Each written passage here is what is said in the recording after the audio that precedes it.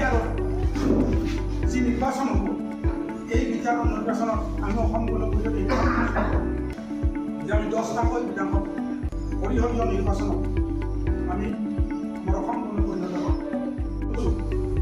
যে পূৰ্বৰ সাংগঠনিক শক্তি আকৌ থানেশ্বৰ গগৈ যাতে আমি অসম গণ পৰিষদক প্ৰতিষ্ঠা কৰিব পাৰোঁ তাৰ কাৰণে আমি চিন্তা কৰিছোঁ। আমি বিটিআৰত ৰাইজৰ মাজত প্ৰতিষ্ঠা কৰাৰ কাৰণে আপোনালোকে ইয়াৰ নিৰ্বাচনৰ প্ৰতি লক্ষ্য ৰাখি বৰভূমিত যাতে আমি অসম গণ পৰিষদৰ সাংগঠনিক ভেটি শক্তিশালী কৰিব পাৰোঁ। 1985 চনৰ পূৰ্বৰ ভেটি আমি যাতে ঘূৰাই আনিব পাৰোঁ তাৰ কাৰণে আমি আজি গড়েশ্বৰ বিধানসভা সমষ্টিৰ কাৰ্যনিৰ্বাহক সভাত অংশগ্ৰহণ কৰিলোঁ। আমাৰ তামোলপুৰ সমষ্টিৰ সন্মানীয় সভাপতি, গড়েশ্বৰ সমষ্টিৰ সভাপতি সম্পাদক প্ৰমুখে কেন্দ্ৰীয় প্ৰতিনিধি ইয়াত উপস্থিত আছে। নিশ্চিতভাৱে বিটিআৰত আমি দুটা লক্ষ্য হিচাপে আমি আগবাঢ়িছোঁ।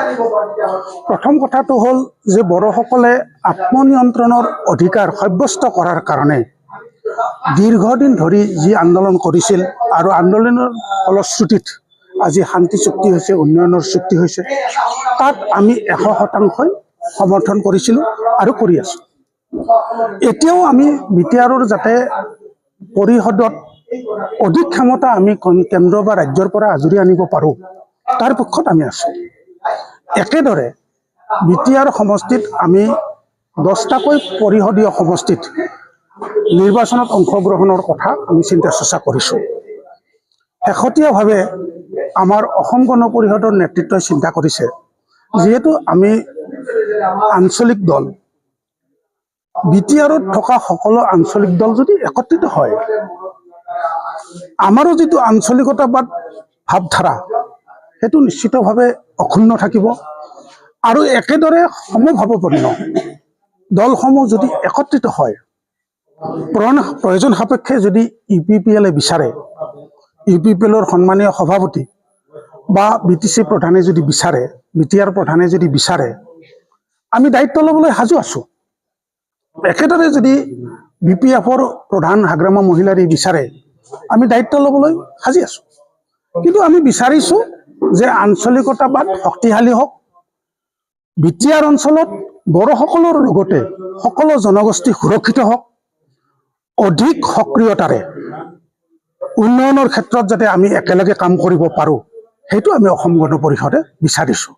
আপোনালোকে জানে যে যেতিয়াই আমি ক্ষমতাত আছিলোঁ, এই বিটিআৰ ভূমিত বা এই বড়োভূমিত আমি উন্নয়নৰ মাপকাঠি, উন্নয়নৰ শক্তি আমি আগত লৈ জনগণৰ সেৱা কৰিছিলোঁ আৰু এতিয়াও সেই চিন্তা আমি অব্যাহত ৰাখিছোঁ। কিন্তু মই আপোনালোকৰ মাধ্যমেদি এই 5খন জিলাৰ বড়োভূমিৰ সকলো জনগোষ্ঠীলৈ মই হাতযোৰ কৰিছোঁ, আহ্বান জনাইছোঁ। মই এজন আমাৰ অসম গণ পৰিষদৰ ভাতৃ সংগঠনৰ সন্মানীয় কংগ্ৰেছৰ সভাপতি গৌৰৱ গগৈ বিটিআৰ অঞ্চললৈ আহি তেওঁলোকে ক্ষমতাত হস্তগত কৰিব বিচাৰিছে, এইটোত আমি বিৰোধ কৰিছোঁ। আমি জনগণক আহ্বান জনাইছোঁ যে কংগ্ৰেছক ঠাই নিদিব, কাৰণ আমি আকৌ ভাতৃজাতি সংগঠন হ'ব বিচৰা নাই। আমি এই বিটিআৰ অঞ্চলত আমি জনগোষ্ঠীসকলৰ মাজত ভাতৃজাতি সংঘৰ্ষ আৰু আমি বিচৰা নাই। আমি বিচাৰিছোঁ শান্তি, আমি বিচাৰিছোঁ উন্নয়ন, আমি বিচাৰিছোঁ সমন্বয়। এই শান্তি, উন্নয়ন আৰু সমন্বয় এই কংগ্ৰেছে ধ্বংস কৰিব। তেওঁলোক ভ্ৰষ্টাচাৰী। তেওঁলোকৰ শাসনত তেওঁলোকে যি সময়ত 2001 চনৰ পৰা শেহতীয়াভাৱে 15 বছৰ শাসন কৰিছিল, সেই শাসনত ভাতৃগত সংঘৰ্ষৰ নজৰ অসমৰ ৰাইজে জানে, এতিয়াও পাহৰা নাই।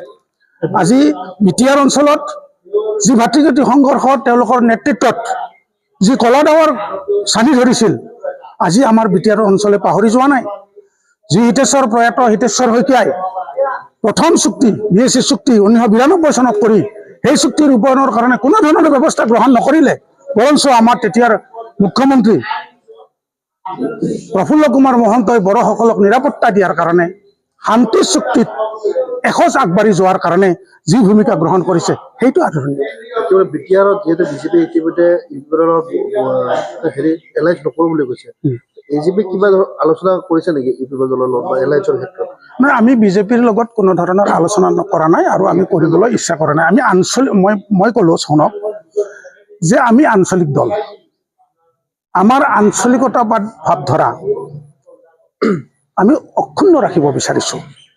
আঞ্চলিকতাবাদত ক্ষতি নোহোৱাকৈ যাতে আমি অসমৰ লগতে বিটিআৰ ভূমিত আমাৰ সকলো ৰাইজক যাতে আমি সুৰক্ষিত কৰিব পাৰোঁ, আমি আশা ৰাখিছোঁ যে ইউপিপিএলৰ নেতৃবৃন্দই নিশ্চিতভাৱে আমাৰ আহ্বানত সঁহাৰি জনাব আৰু ইতিমধ্যে আমি ইংগিত পাইছোঁ। একেদৰে BPFৰ প্ৰধান হাগ্ৰামা মহিলাৰীয়েও আহ্বান জনাব, আমি আহ্বান জনাইছোঁ যে তেওঁলোকেও যাতে আমাৰ আহ্বানক সঁহাৰি দিয়ে। নিৰ্বাচনৰ প্ৰতি লক্ষ্য ৰাখি কেন্দ্ৰীয় সমিতিয়ে যি 10টা সমষ্টিৰ ৰক্তাচলৰ নীতিৰে নিৰ্বাচন খেলিবলৈ বিচাৰিছে, আমি গোৰেশ্বৰ সমষ্টিৰ আমাৰ 3টা বিটেডি সমষ্টি পৰে। আমি এই 3টা সমষ্টিৰ ভিতৰত 27 নং নাগৰিকীয় সমষ্টিত আমি নিৰ্বাচন খেলিবলৈ ইতিমধ্যে প্ৰস্তুত হৈছোঁ আৰু আমি চেষ্টা কৰিছোঁ যাতে শুক্লেশ্বৰ আৰু গোৰেশ্বৰত যাতে আমি নিৰ্বাচন খেলিব পাৰোঁ, তাৰ উদ্দেশ্য আগত ৰাখিয়েই আমি বিভিন্ন সময়ত সপ্তাহটো মোটামুটি 3-4 দিন আমি গোটেই অঞ্চলত আমি সাংগঠনিক দিশৰ ক্ষেত্ৰত সভা সমিতি পাতিছোঁ আৰু আজি এই বৰঘৰী অঞ্চলত আমি কেন্দ্ৰীয় সমষ্টি সমিতিৰ কেন্দ্ৰীয় সাধাৰণ বৰ্ধিত কাৰ্যনিৰ্বাহক সভাত আমি কিছুমান কাৰ্যসূচী কিছুমান ব্যৱস্থা গ্ৰহণ কৰিছোঁ যাতে আমাৰ সংগঠনটো গোৰেশ্বৰ অঞ্চলত শক্তিশালী হয়। তাৰ কাৰণে কিছুমান দায়িত্ব দি আমি সাংগঠনিক দিশৰ শক্তিশালী কৰাৰ ক্ষেত্ৰত 1 মাহৰ সময়লৈ আমি কিছুমান প্ৰস্তাৱ গ্ৰহণ কৰিছোঁ। এই সমষ্টিটো ইউপিপিএলৰ দখলত আছে উন্নয়ন কিমান আছে এইটো ৰাইজে জানিব, মই আজি নকওঁ, ৰাইজে তাৰ বিশ্লেষণ কৰিব।